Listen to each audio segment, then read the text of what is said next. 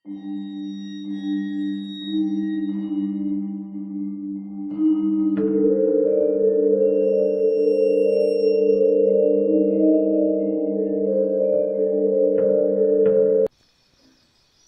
කියන මම සුදේශ් විදිහට හඳුන්වන්නම්. ඒ 1998 අවුරුද්ද. මගේ පොඩි අක්කා විවාහ වෙලා හරියටම 3 මාසෙන් බෙල්ලේ වැලදාගෙන මැරුණා.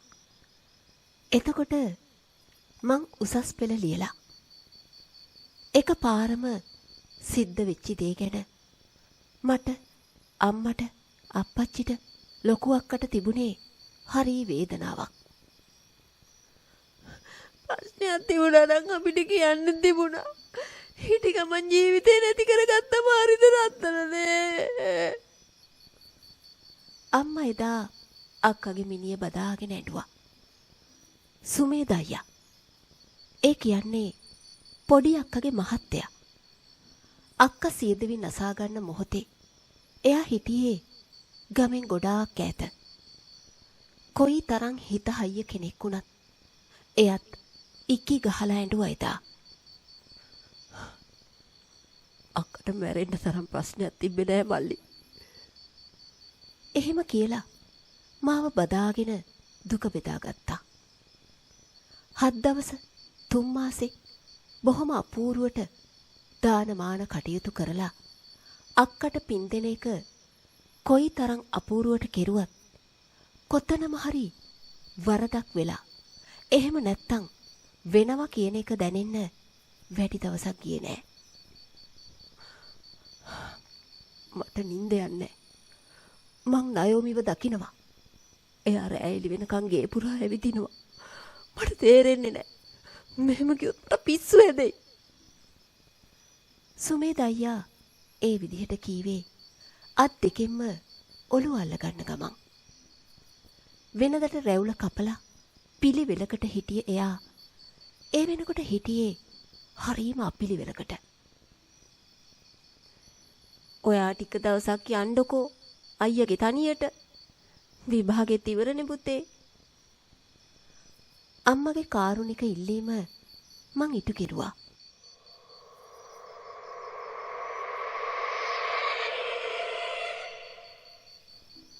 සුමේද අයියා අලුතෙන්ම හදපු ගෙදර එයාලා පදිංචි වුණේ කසාද බැඳලා මාසෙකින් වුණත් අක්කා මැරිලා 3 මාසයක් ගෙවුණා විතරයි. ඒ ගේ ඇතුලේ තිබුණේ පුදුම මූසල පාළු ගතියක්. හුස්ම හිර වෙනවා වගේ අමුතු හීතලක්.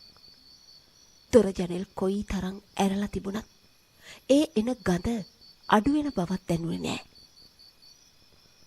හොල්මන් අවතාර වමනස්ගත.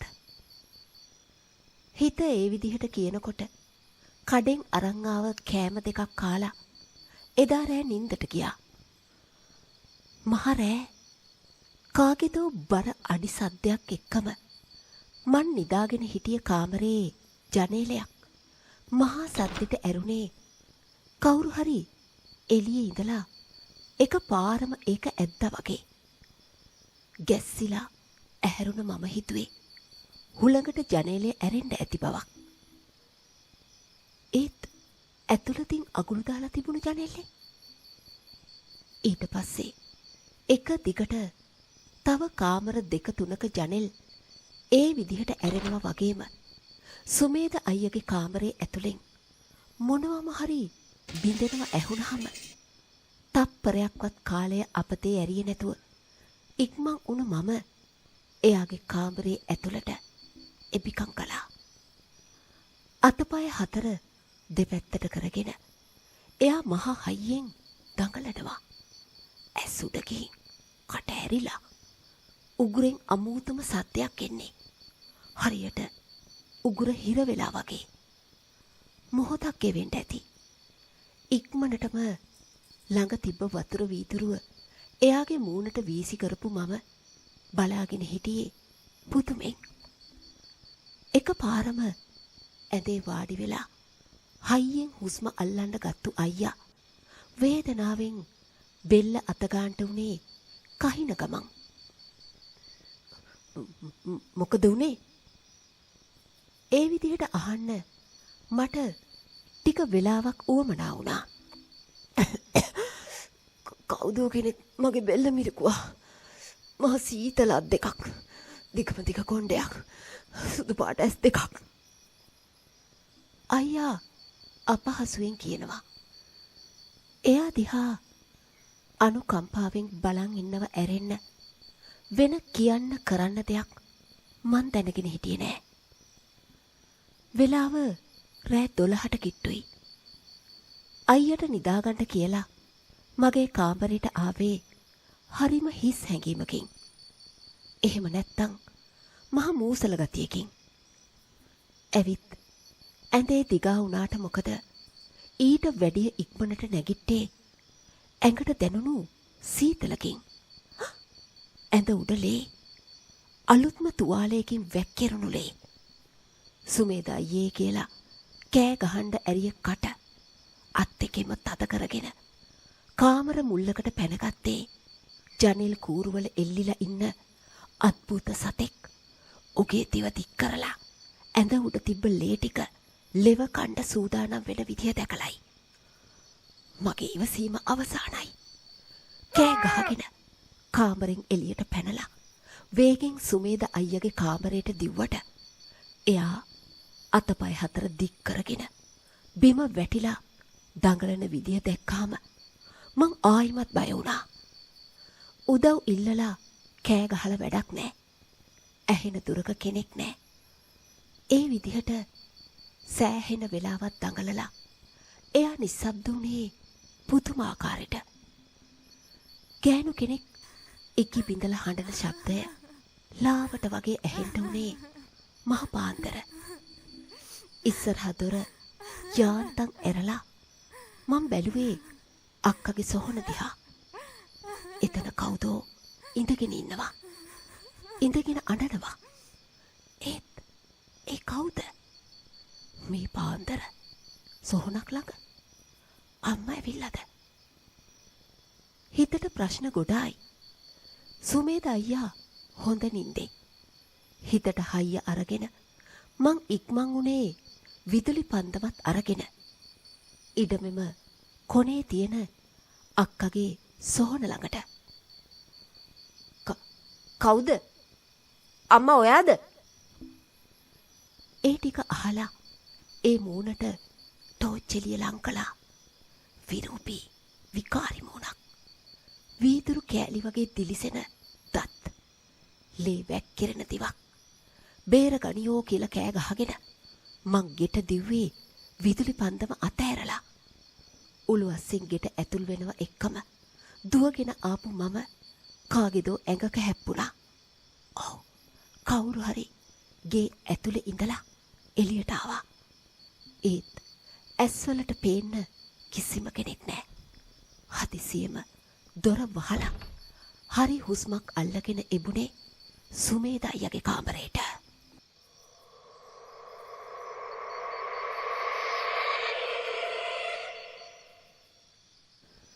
එයාගේ ඇස් උඩ ගිහින් අත් දෙක කකුල් දෙක හරි අමුතු විදියකට උඩට හරවගෙන එයා ගොරගොර සද්දෙට කාගෙදෝ එක්ක කතා කරනවා. එයාව රෝහලකට ගෙනියන්න පුළුවන් වුණේ උදේ 8ත් පහ වුණාන් පස්සේ. ඒ මොකද කියනවනම් මං හිටියේ සිද්ධ වුණ හැම දෙයකින්ම බය වෙලා. ඒත් ඒ විදිහට බය වුණා කියලාවත් කිසිම කෙනෙකුට කියන්න හිත ලැජ්ජ වුණේ මගේ තරුණකමට වෙන්න ඇති. මොන පරීක්ෂණ කළත් අදිරුධිර පීඩනය ඇරෙන්න වෙන කිසිම ලෙඩක් හොයාගන්න බැරි වුණාම ඒ රෝහලෙන් සුමේද අයියව මහා රෝහලකට මාරු කළා. අනේ මන්දා, හොඳට හිටිය දරුවා එකපාරම මොකද වුනේ කියලා තේරුම් ගන්න බෑ. එයාගේ අම්මා ඒ විදිහට කියලා අඬන්න පටන් ගත්තා. මට ෆිට් එක හැදෙන තරමට උණ හැදුනේ සුමේද අයියව රෝහල් ගත කරලා 3 වෙනි දවසේ. පැය භාගෙන් භාගෙට උණ අඩු වෙනවා වැඩි වෙනවා. ඇස් පියාගත්තාම අක්කගේ සොහොන ළඟ දැක්ක භයානක රූපේ පේන්න ගන්නවා. සුමේද දවසෙන් දෙකෙන් දුර්වල වුණා. මෙහෙම ගියොත් මිනිහා මැරේවි. අනික බලනවකෝ අපේ එකා දිහා. මූ මොනවට හරි බය වුණාවත්ද? මගේ තාත්තා එයා ඒ විදිහට අම්මා එක්ක රහසෙන් කීවත් ඒ වචන මට ඇහුනේ පෙර පිනකට වගේ. ඔව් බය වුණා. පොඩි අක්කගේ සොහන ළඟට කවුද එනවා? එතකොට ගේ ඇතුළේ ඉඳලා කවුද එළියට ගියා? අවසානෙට තරුණකම ලැජ්ජාව අමතක කරලා ඇත්ත විස්තරය අම්මා තාත්තා එක්ක කියන්න වුණා. නගිනවා බයිසිකලේට. අපි ගමනක් යන්න ඕන. සැරපරුෂ පුද්ගලයෙක් වුණත් එදා තාත්තගේ වචන බොහෝම මෘදුුනේ මං ගැන අනුකම්පාවෙන් වගේ.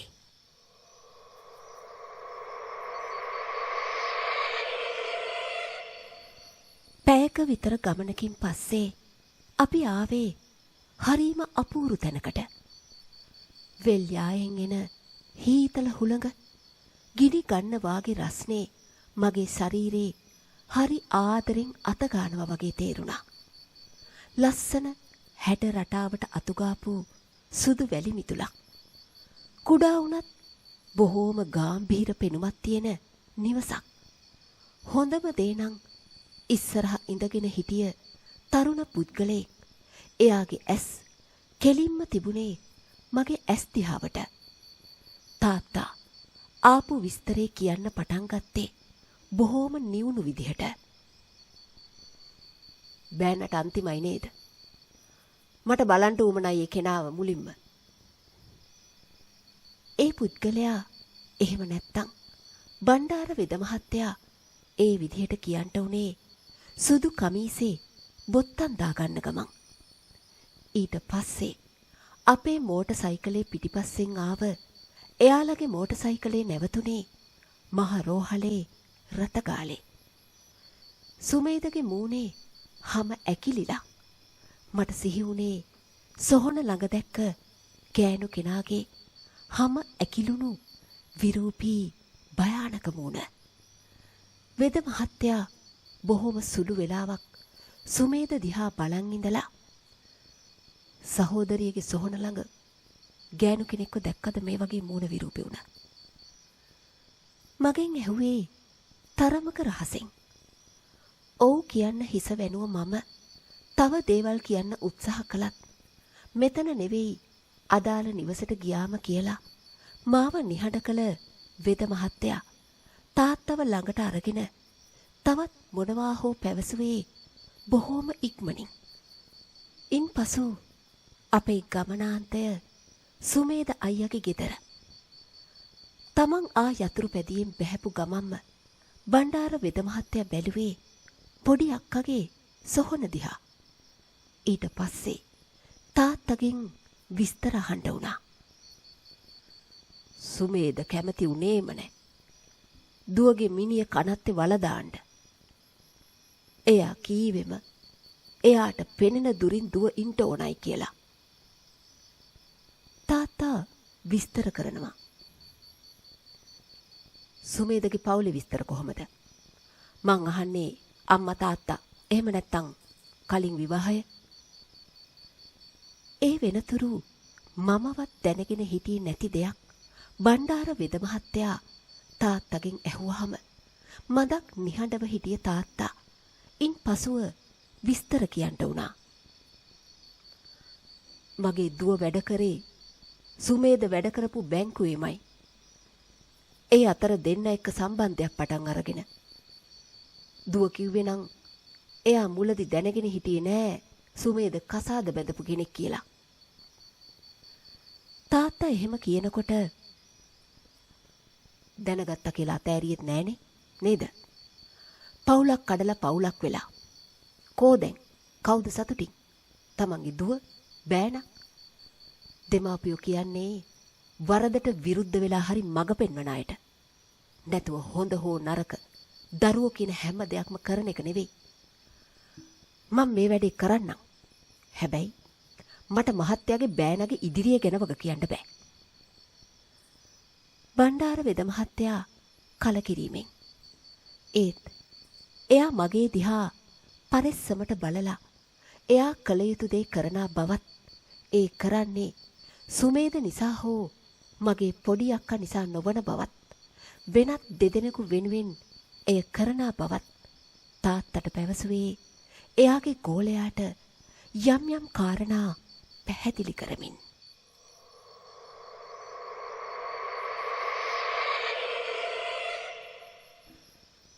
පහුවදා අඟහරුවාදා දිනය බණ්ඩාර වෙද මහත්තයාට උවමනා පරිදි පොඩි අක්කගේ සොහොන වටා උදළුගා පිරිසිදු කිරීම මගේ අතින් සිද්ධ වුණේ හිතට මහා මූසල බවක් ගෙන දෙමින්. ඉන්පසු මල් වර්ග 7ක් කඩා වට්ටියකට දැමීම, පොල් ගසකට බඩගා ගොක්කොල කපා දීම වැනි කිසිම දිනක මා අතින් නොකර තිබුණු දේ සිදු කරන්නට වුණා. ඉවසලා ඉන්නකො පුතේ, ඔයාගේ හොඳටනේ. මගේ මැසිවිලි නැගීමට අම්මගේ පිළිතුර එලෙස වූ විට සිදු කරන දේකට උදව් කරනවා හැර වෙන විකල්පයක් නොමැති මා විඩෙන් විඩ ඇතිවන තදබල හිස රදයට සිතින් මැසිවිලි නගමින් ඉවසන්නට වුණා.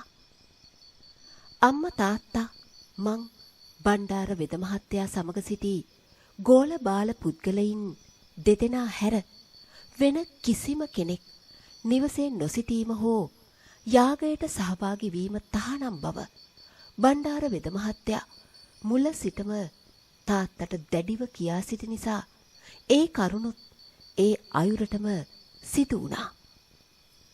යාන්තම් ඉර අවරට යන මොහොතේ ඇඳගෙන සිටි සුදු සරමට උඩින් රතු පැහැති කුඩා රෙදි කඩක් ඇඳගත් වෙද මහතා තරමක විශාල වේවැලක් දකුණු අතටගෙන අනික් අතින් කුඩා පන්දමක්ගෙන මල් ආසනයේ ඉදිරියේ වාඩි වුණේ පොඩි අක්කගේ සොහොන පෙනෙනා විදිහට.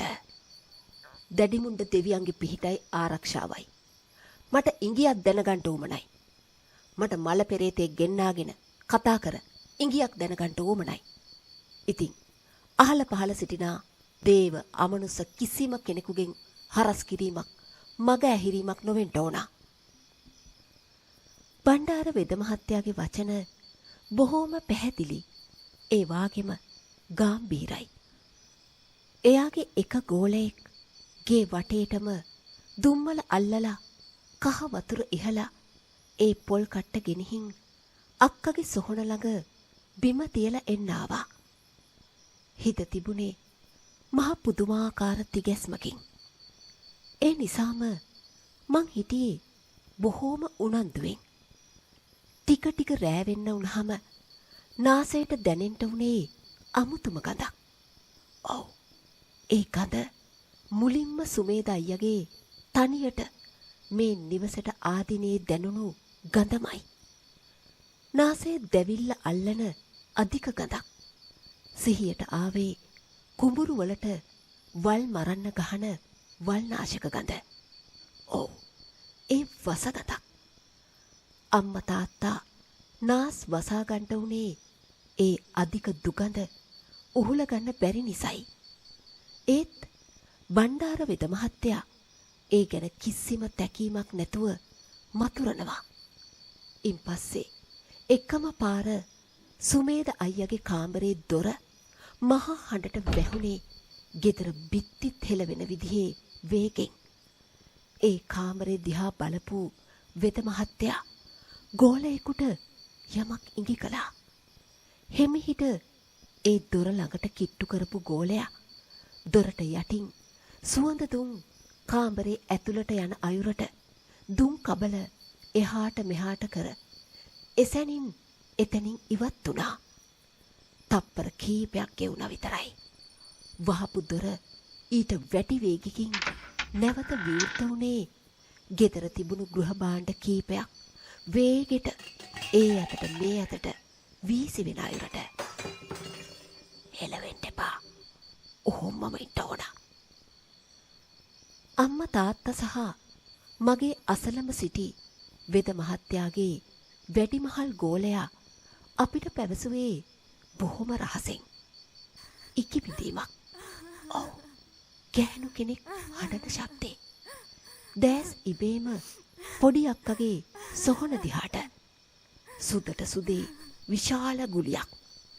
ඒ කලින් දිනයක මම දැක්ක ගැහණු කෙනා. ඇඟ සීතලෙන් වෙවුලලා ගැහෙන්න වුණා. හිත කීවේ ඵලයන් සුදේශ් සොහන ළඟට ඵලයන් කියලා.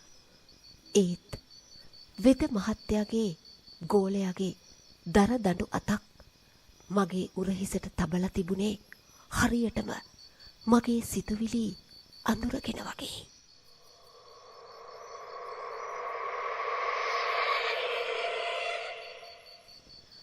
කොහේදෝ ඈතකින් බල්ලෙක් එක දිගට උඩුබුරන්ඩ තබා ගත්ත සැනින් ඉඳගෙන හිටිය තැනින් නැගිට්ට බණ්ඩාර වෙද මහත්තයා අත තියාගෙන හිටිය වේවැල පොඩි අක්කගේ සොහොන දෙසට දික් කරලා මහ අමුතුම භාෂාවකින් කාටදෝ කතා කරන්නට වුණා. සොහොන ගාවට වෙලා වැළපෙන ගැහැණිය හෙමින් වෙද මහත්තයා සිටිනා දෙසට එන බව පෙනුනේ මහා වේදනාවකින්. එහෙම නැත්තම් අමාරුවකින් වගේ. ඒ ගැහැණිය ටික ටික නිවසට ලං වෙනකොට කලින් දැනුණු වල්නාශක ගඳ වැඩි වැඩියෙන් දැනෙන්න වුණා. දෙවියනේ මෙහෙම දේවල් වෙන්න පුළුවන්ද කියලා හිත කෑ ගහනකොට කඩදාසි කොලයක් වාගේ හැම ඇකිලිලා විකෘති වුණු මුහුණක් සහිත ගැහැණිය වේද මහත්තයා ඉදිරියේ නැවතිලා ඉකි ගහන්න වුණා. නෑ, ඒක ඉකියක් නෙවෙයි. උගුර යමක් හිර වෙලා කතා කරගන්න බැරුව නගනා කෙඳිරියක් වාගේ. ඒ අද්භූත ගැහැණියගේ දෙකකුල් පුරා ලේ ගලාගෙන යන්නේ වතුර ගලන තරමට. ඒ ඇස්වල තිබුණේ මහා භයානක බැල්මක්. බලාගෙන හිටියේ මගේ දිහා. සිද්ධ වුණ දේ මුල ඉඳලා කියන්න ඕන. අන්න එතකොට මට පුළුවන් උදව් කරන්න. ඒකට මම අවසර දෙනවා. මෙතන ඉන්න දුර්වලම ශරීරයට රිංග ගන්න. වෙද මහත්තයා ඒ වචන ටික කීවහම මගේ ඇඟේ ලේ හීතල වෙලා කොන්දට මොනවද උනේ මේ අద్భుත අමනුස්ස ගැහැණිය මගේ ශරීරයට රිංගා ගනීවි කියන අනියත බියෙන්. ඒත් සිද්ධ උනේ මගේ අම්මා මර හඩින් කෑ ගහලා ගෙයි මැද දිගා වෙලා පපුවට යටි බඩට අත තියාගෙන කවදාවත්ම අහලා නොතිබුණු කටහඬකින් මම සකුන්තලා අනේ අයියෝ මගේ බඩ රිදෙනවා අනේ මගේ දරුවා අනේ අම්මේ මාව බේරගන්න අම්මේ සුමේද මට වසපෙව්වා අම්මේ එහෙම කියලා විලාප දෙන්න පටන් ගත්තා. බණ්ඩාර වෙද මහත්තයා බොහෝම අනුකම්පාවෙන් මොහොතක් බලාගෙන ඉඳලා වේවැලට මතුරලා වේවැල අම්මගේ හිස මුදුනට තිබ්බහම දැඟලිල්ල නවත්තලා බොහෝම පිළිවෙලකට වාඩි වෙච්ච අම්මා මං සුමේදව කසාද බැඳලා අවුරුදු 2ක් දරුවෝ නැතුව හිටියා. දන්න කියන හැම තැනටම බාර වෙලා මගේ බඩට දරු පැටියෙක් ඇවිල්ලා මාස 2යි සුමේදට බැංකුවේ කෙල්ලෙක් එක්ක සම්බන්ධයක් තියෙන බව ආරංචි වුණා. එතකොට අපි පදිංචි වෙලා හිටියේ අර සොහොනට එහා පැත්තේ දැන් පාළුවට ගිහින් තියෙන ගෙදර. එයා කියවන්නේ සොහොනේ වම් පැත්තේ පරණ ගේ පෙන්නන ගමන්. ඊට පස්සේ ආයිමත් ඉකි ගහලා අඬන්න වේදනාවෙන් විලාප දෙන්න යම් කාලයක් ගත්තු එයා බඩේ ඉන්න දරු පෙටියගෙන හිතලා අනියා සම්බන්ධය නවත්තන්න කියලා මං වැඳලා අඬලා ඉල්ලුවා. එයා පොරොන්දු වුණා ඒක නවත්තන්න. බඩට දරුවා ආපු දවසේ ඉඳලා මං බූන්දි කන්න හරි ආසයි. ඉතින් එදා හවස එයා බූන්දි ගොඩාක් ගෙනල්ලා මගේ අතට දීලා මාව තුරුල් කරගෙන කිව්වේ සකුන්තලා මේ සේරම කන්න කියලා. එච්චරයි. ඒකෙන් භාගයක් කනකොට මට දැනුනේ වගේ ඇඟ පණ නැතුව යනවා. නිදිමත දැනෙනවා වගේ. නැගිට ගන්න හැදුවා. බෑ. දඟලන්න හැදුවා. බෑ. මගේ දිහා බලාගෙන ඉන්න සුමේදගෙන් උදව් ඉල්ලුවා. ඒත් එයා කරේ සාක්කුවෙන් ගත්ත වස බෝතලයක මූණිය ඇරලා අඩපණ වෙලා හිටිය මගේ කටට ටික ටික වක් කරපු එක. ඊට පස්සේ යා ගෙදර දොර ජනෙල් වහලා යන්න ගියා. මදකට කතාව නවත්තපු එයා ආයිමත් විලාප දෙන්න උනා. සෑහෙන වෙලාවක් මං දැඟලුවා. මගේ අතපය මෙහෙම ඇඹරිලා වේදනාව දෙනකොට බඩේ හිටිය දරු පැටියා දිය වෙලා ලේ වෙලා යන්න ගියා. මං දඟලලා මැරිලා ගියාම එයා පහුව ආපු සුමේද අර සෝනට මෙහි මාව වල දැම්මා. මාව හොයාගෙන එන්න ඉන්නේ අම්මා විතරයි. ඒත් මම මැරෙන්න මාසෙකට කලින් අම්මා මැරුණා. ඉතින් සුමේදට ලේසි වුණා හැම දෙයක්ම. ඒත් මෙන්න මේ මිනිහා මේ රිංගගත ශරීරය ඇති ගෑණි අර මැරුණු එකි උන් දැනගෙන හිටියා උට වෙන ගෑණියෙක් හිටියා කියලා. මුන් එකෙක් නිකමට ඇහුවේ නෑ. උන්ගේ සතුට ඇහුවා. මගේ දරු පැටියගේ මලකුණු උඩින්. දෙවියනේ ඒ පාපොච්චාරණය මොනතරම් වේදනාවරද. අත් දෙකෙන්ම ඔළුවට ගහ ගන්න ගමන් තාත්තා අසල බිත්තියට පිට දීලා බිම වාඩි උනේ මහ ලැජ්ජාවකින් අසරණකමකින්. එතකොට නයොමිට මොකද කරේ? වේද මහත්තයා ආයිමත් අහනවා. එයා මාව දැක්කා හරියටම අවේලාවේ. එච්චරයි. මම කිව්වේ එල්ලිලා මැරියන් කියලා. මාව මරලා උන් කොහොමද සතුටින් ඉන්නේ? එතකොට කොහමද මගේ දරුවට සාධාරණේ? එයා කෑ ගහලා අනවා. නිරුත්තර වෙලා මොහොතක් හිටිය බණ්ඩාර වෙද මහත්තයා. කැමති නැද්ද සකුන්තලා නූපන් දරුවගේ ආත්මයට සැනසීමක් ලැබෙනවට? සුගතිය උපදිනවට? එක ආත්මයක හෝ ආයිමත් මනුස්ස මවක් වෙන්න අකමැතිද? මේ පහන් දැල්ලට ආවොත් මට පුළුවන් දැඩිමුණ්ඩ දෙවියන් සාක්ෂි දරලා පිහිට වෙන්න. හත් මසක් ගෙවෙන තැනදී ඔය දුක්ඛිත ආත්මයෙන් මුදවන්න. එසේ පැවසුවේ බොහෝ කරුණාවෙන්. අම්මගේ ශරීරයේ සිටින ඇය තරමක් නිහඬව සිට ටිකෙන් ටික වෙද මහත්තයාගේ දෑස් දෙසටම තම මුහුණ ලංකර කැමති. හැබැයි සුමේදට දඬුවම් දෙන්න ඕන.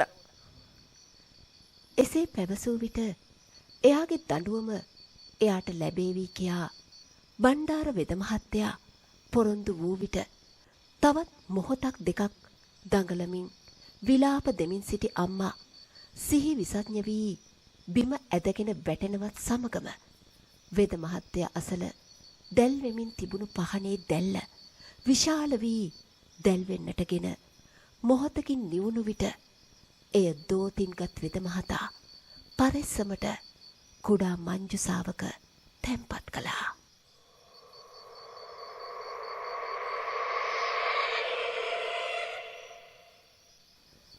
ඉන්පසු වතාවත් ගණනාවක් පිළිවෙලට අවසන් කළ බණ්ඩාර වෙද මහත්තයා ජීවම් කළ යම් තෙල් වර්ගයක් තාත්තගේ ඉදිරියේ මා අත තැබුවේ සුමේද බැලීමට ගොස් ඔහුගේ හිස මත තවරනා ලෙසත් ඉතිරි සියල්ල සිදුවිය යුතු ආකාරය කර්ම ශක්තිය අනුව සිදුවෙනා බවත් වූ විට මම සහ තාත්තා වෙද මහතා පැවරූ දේ නිසියාකාරව සිදු කර තුන්වන දිනේ ප්‍රාතිහාර්යයක් මෙන් අඩක් මිය ගොස් මෙන් සිටි සුමේද සුවය ලැබුවේ වෛද්‍යවරුන් පවා පුදුමයට පත් කරවමින්.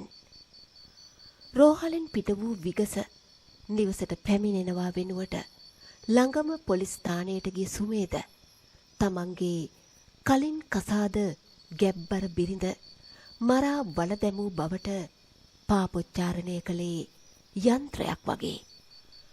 මදක් නිහඬව සාවධානව අසා සිටි නිලධාරීන් වහා ක්‍රියාත්මක වී අදාළ නීති රෙගුලාසිකාරව ඔහු පෙන්වා සිටි තැන හාරා වසරකට එකහමාරකට පෙර මරා වල දැමූ සකුන්තලා එදිරි මාන්නගේ කුණ ගොඩගනු ලැබුවේ බණ්ඩාර වෙද මහත්තයා පැවසූ අයුරට කර්මයට පිටුපෑමට නොහැකි බව ඉඟි කරවමින් සුමේධව බන්ධනාගාර ගත කර සතියක් ගෙවීමටත් පෙර හදිසියේ ඇති වූ හදවත් අමාරුවක් නිසා මිය යන්නේ ඔහුගේ 32 වන උපන්දිනයට පෙර දිනයි.